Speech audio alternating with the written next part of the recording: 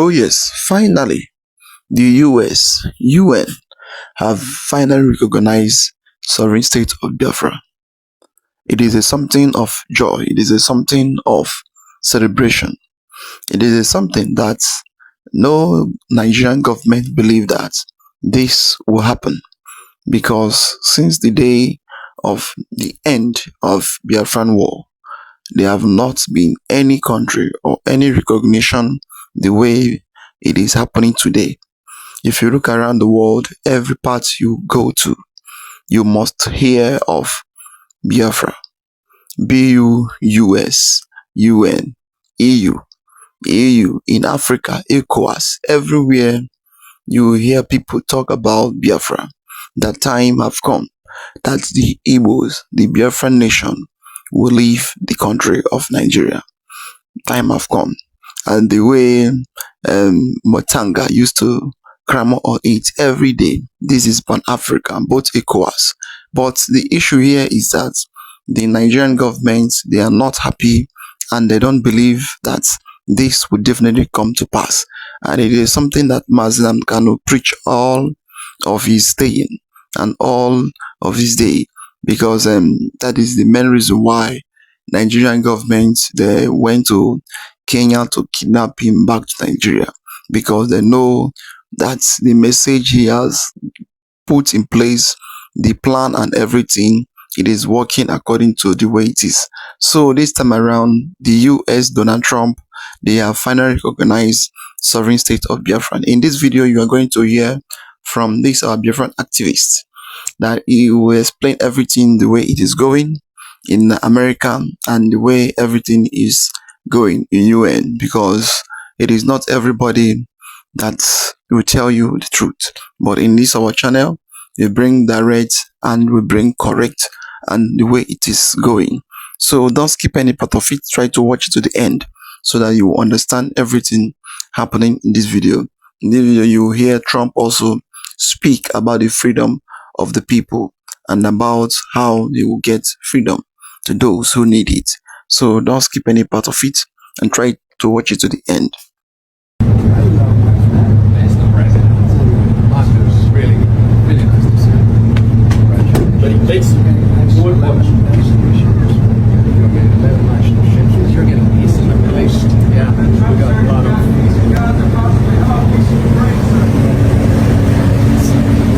Territory. We will defend our families. We will defend our communities. We will defend our civilization. We will not be conquered. We will not be occupied. We will not be invaded. We will reclaim our sovereignty. We will reclaim our nation. And I will give you back your freedom and your life. We're going to give you back your freedom.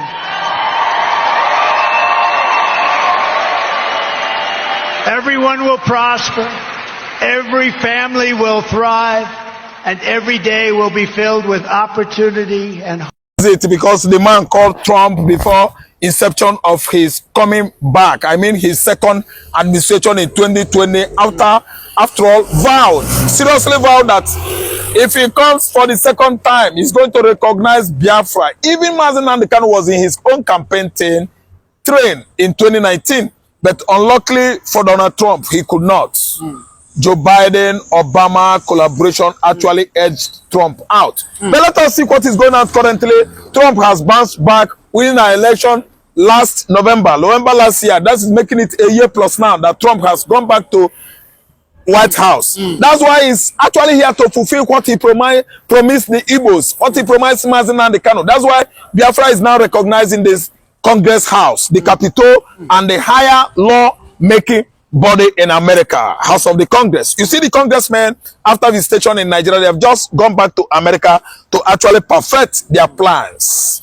Christian genocide, Islam, you know, getting in much recognition and widening up in Nigeria, geography, both north and south and southeast, Islamizing everybody in this contraption. Then they have gone back after their own research and actually find out that there was much Christian genocide. This time around, they have gone back to America, trying to use Christian genocide, equate what is going on against Igbo man, the Biafrans in the southeastern Nigeria. That's why it is too obvious that Trump administration has come to give Biafra to the Igbos. Trump, give us Biafra. Trump, give us Biafra. That was the kind of cry, that was the kind of yearning from Nnamdi Kanu in 2018, 2019 until, yes, he wrote a letter recently to White House and congressmen, and they have actually approved, accepted his letter. All across Biafra is coming as fast as possible. I can see Biafra, an illumination, a light that should be on the what? Mountain peak, mountain top, a candle light that is going to illuminate the entire Africa. What Britain has actually dreamed in the past, worked against in the past, make the Fulanis #1 in Nigeria, their dream has been dragged on poto mud. Britain has failed. Biafra is coming as fast as possible, judging by what James Omotocho, show me the law. I want to see the law. Omotocho, show me the law. Where is the law? In Nigerian constitution. Omotocho, the law you are trying me under does not exist or gazetted in Nigerian constitution. Where is it embedded on Nigerian constitution? Let me tell you, Mr. Man, that is what is playing out. Playing out at the House of Congress. Biafra is coming as fast as possible. There's nothing Tinubu, there's nothing Yoruba, there's nothing Fulani Janjaweed could do about it. Whosoever saying that the Igbo man is going to down, going down to the mud, yes, in Nigeria, has failed. Who are you? Is APC bigger or stronger than PDP in the past? Have you not seen what happened to PDP from 2015 till date? And the APC is still thinking that they are waxing strong. APC could go down to mud any moment from now, and Biafra is coming. You can see the reason why I'm standing here is, listen, Biafra is growing bigger and bigger every day. Do you know why? The unnecessary imprisonment sentence delivered against Nnamdi Kanu is the reason why Biafra is growing bigger and bigger and bigger and bigger in White House, congressmen, Capitol, everywhere. All the components of United States government, everybody is singing and shouting about Biafra, because to their own greatest surprise, a very particular tribe that actually sustained themselves for 36 months, 3 good years, fighting, Germany fighting, Egypt fighting, Britain, Russia, and the rest of Arab countries from 1967 to 1970 are still the major tribe today that are building up Nigeria economy. Entrepreneurship, the Igbo man is #1. The Biafrans are the biggest in Africa. I want to refer you to Gabon, Equatorial Guinea, Cameroon, yeah, Angola, Tanzania, yes, Southern Africa. You will see them in Kenya and Zambia. They are the Igbos waxing strong in their businesses. They are not thieves. They are not stealing from Nigeria public fund, taxpayers' money, as the people that were in charge from 1970 ruling Nigeria abusing, stealing Nigerian public funds. Listen, Biafra has come. Biafra has been recognized by the American lawmakers. That's why you see all the congressmen announcing that Biafra must come. And Biafra is coming today. Let me tell you, Tinubu has failed. Using his wickedness and cruelty against Igbo man, judging Nnamdi Kanu illegally, illegitimately, is the reason why Biafra is waxing strong today. They think that it is by oppression and suppression that will bring some persons down. When you do all this wickedness against a people that are innocent, hardworking, industrious, they turn their back on public operation and the agencies. Because why? They are good on entrepreneurship, so they allow the Fulani Janjaweeds and the Fulani and the Yorubas to be messing up in the public office, stealing public funds that are meant for the development of the country. And that's why today, all over United States of America, Biafra recognition. That is a very good news to me as an Igbo man, and I'm here to actually announce to you that the light that is going to brighten up the continent of Africa is Biafra. Biafra. United States of Biafra has come. Although after the inauguration of United States of Biafra in November 2023 in the faraway Lati, Finland, today we are seeing the aftermath whereby Simon Ekpa was seized. Nnamdi Kanu is jailed in Nigeria. They are still delaying Simon Ekpa, denying him freedom in Finland, though his own freedom is halfway. Nnamdi Kanu is thrown into jail, life jail. That is what is announcing Biafra, the newest prince of Africa that is going to expose the entire continent, thereby relieving us, setting us free from the tutelage of British imperialism and French useless neocolonialism that will never come to work. Biafra has come. and we are free. And freedom is for Igbo man forever. Forget about what is going on here, a situation whereby they use only Apapa Wharf, Tinkan Island, Apapa Wharf and Tinkan Island. We bought our container. Our container could sail across River Niger, across Warri, that is closer to Igbo land, and come back and pet in Tinkan Island. After clearing it, we go back again to Igbo land. The worst oppression, the worst suppression, the worst persecution that could ever happen to humanity. It is what Igbo man is going through on the hand of Fulani and Yoruba nation since after the war. I'm telling you that today they should have dredged River Niger, dredged One. One is dredged. Calabar Seaport is deeper than Apapa Seaport. Why are we clearing our containers here? Because Tinubu want to make more money for Yoruba land and Southwest economy to grow. And is thinking that Igbo man does not go to school. We don't know what is going on. But let me tell you today, Biafra has come. And that is why I'm telling you, Biafra independence is fast approaching. But there was another good news where it was reported that, and that good news that that just like you said, Aso Rock and have accepted Nnamdi Kanu's petition against the Nigerian government to White House. But do you not think this is a good news for Nnamdi Kanu and for the people? This is the good news. 70 million. Yeah, it's ongoing for many years, a situation whereby the Igbo man is crying of oppression and persecution, and nobody is listening to Igbo man because they believe that they defeated us during the war of 1960 to 1970.